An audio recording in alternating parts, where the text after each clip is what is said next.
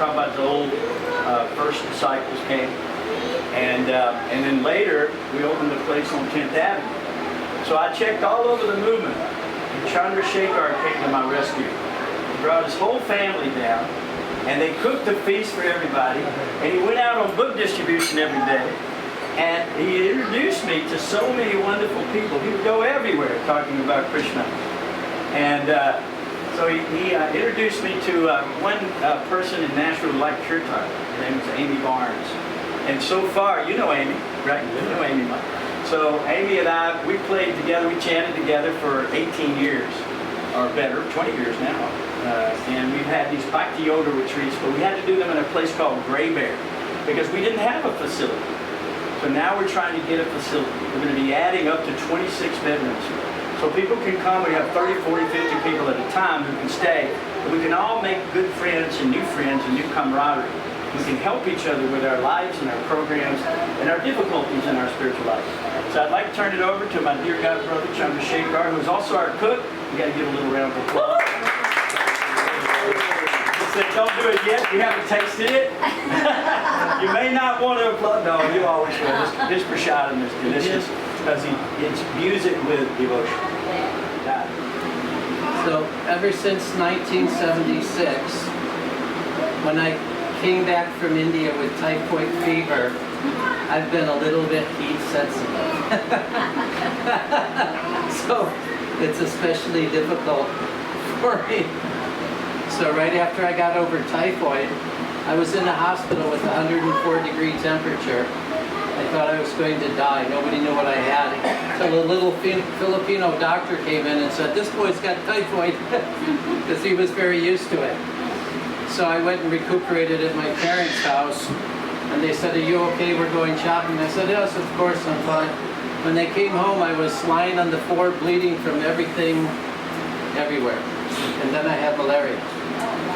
Yes, it incubated. So I've been a little heat sensitive for a little while, so please forgive me. I was just in the kitchen. It's a little warm. I made up this award for Gayatri. It's just a made-up award. Oh, and by the way, yeah. I knew you were all coming today, so I got all dressed up. I told you I'm heat sensitive. I'm not going to put on a bunch of clothes. So we're glad you all did. You're beautiful. Thank you for putting on your Sunday best.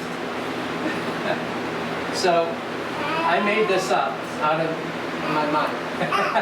But he deserved it. Shall I read it? Yes. Okay. This is the Lifetime Achievement Award. The following award is given to Gayatri Das Gauravanachari. All right.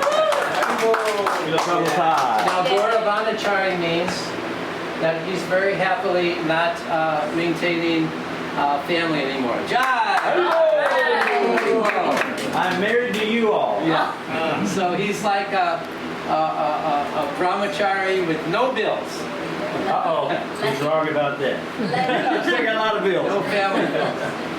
So this award is given by the Tennessee ISKCON Congregational Development. This award given by the Tennessee ISKCON Congregational Development Ministry honors His Grace Gayatri Das Gauravanachari for his steady, dynamic, and outstanding service to promote Srila Prabhupada's mood and mission in spreading the Prem Nam Sankirtan of Krishna Chaitanya for the past 50 years in Atlanta, Murari Seva Pedam, the Smoky Mountains, Nashville, the Duck River Preserve, Vrindavan Forest, the prison ministry, and all over Southeast America. May Lord Nityananda Ram continue to show mercy to Gayatri Das by expanding his service for years to come.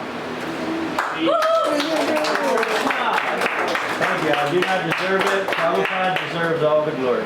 I'm simply his dog. So for the last 54 years, I've been traveling around the world and meeting my spiritual family. It's very nice to see you. Some of you I know, some of you I don't know, but welcome. Thank you for being here. We're supposed to talk about independence. What's true independence? Om Jnanatimirandasya Jnananjana Shalakaya Chakshuru Militam Jena Tasmai Shri Gurave Namaha. Mukam karoti vachanam pangum langayate ginim yat vipatam angande. Shri Guru Dinataranam. Do I have a little water? No, the bottles of water. So this is a short quote from Prabhupada's Bhagavatam, first canto. It's very deep. Please listen clearly, and I'm sure you can appreciate it.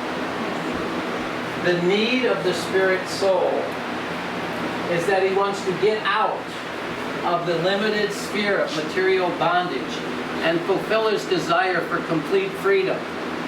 He wants to get out of the covered walls of the greater universe. That complete freedom is achieved when he meets the complete whole, the Supreme Personality of Godhead, Lord Sri Krishna. So, the Declaration of Independence, this July 4th celebration, had nothing to do with unity and love. It had to do with divorce. They wanted to divorce the king because they wanted to stop paying taxes to the king. Okay? But who's achieved real freedom? The need of the living entity is that he wants to get out of the limited sphere of material bondage and fulfill his desire for complete freedom. Complete freedom. So which one of us here is not a prisoner? If we're in this prison cosmos, then we're prisoners. And again, we're prisoners within the body. And I deal with men and women who are in conventional jails, prisons. We try to send Bhagavad Gita to prisons all over the country and in India as well. So what's real freedom? What's real independence? Who knows what that is? What are our real problems and how do we solve them? So this is a question every mature individual should be asking themselves. I'd like to read that little verse from the Bhagavatam. The Bhagavatam is 18,000 verses in 12 cantos, and this is my favorite verse. Krishna Gopi has been trained in Sanskrit. It's very nice to have it here. Go ahead. Shri Bhagavan Vacha Aham Bhakta Paradhino Ya Aswatantra Iva Dvija Sadhu Vidrasta Hridayo Bhakten Bhakta Jana Priyaha Aham Bhakta Paradhino Ya Aswatantra Iva Dvija Sadhu Vidrasta Hridayo Bhaktir Bhakta Jana Priyaha. And the translation? You read it loudly. The Supreme Personality of Godhead said to the Brahmana, I am completely under the control of my devotees. Indeed, I am not at all independent, because my devotees are completely devoid of material desires. I sit only within the courts of their hearts. What to speak of my devotee? Even those who are devotees of my devotee are very dear to me. Here's Krishna. He's the Supreme Independent Lord. He's created everything from his energies. Krishna is eternal. I was asked a question online today. If Krishna is the cause of all causes, then what's the cause of Krishna?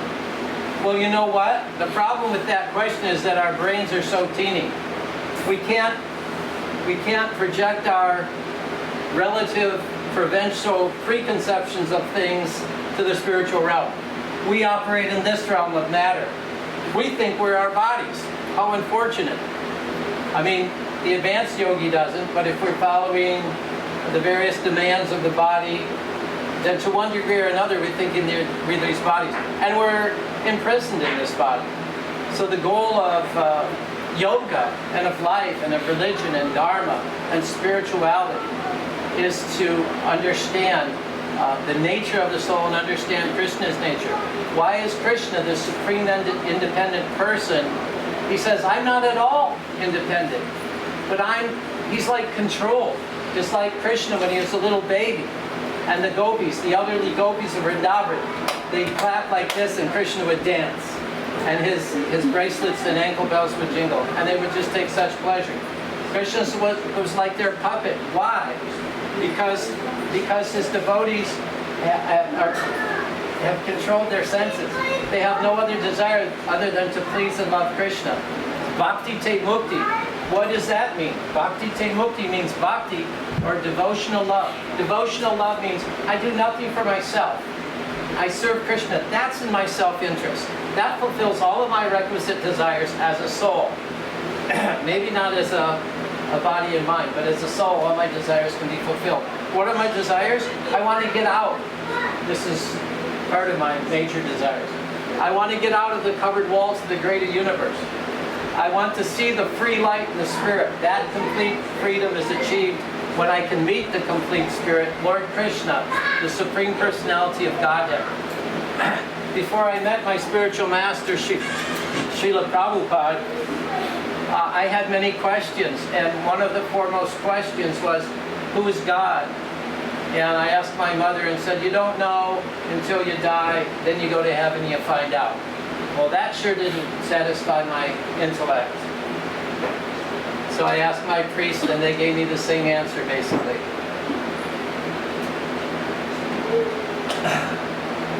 But then when I asked some disciples of Srila Prabhupada, who is God, they told me Krishna is God the Father.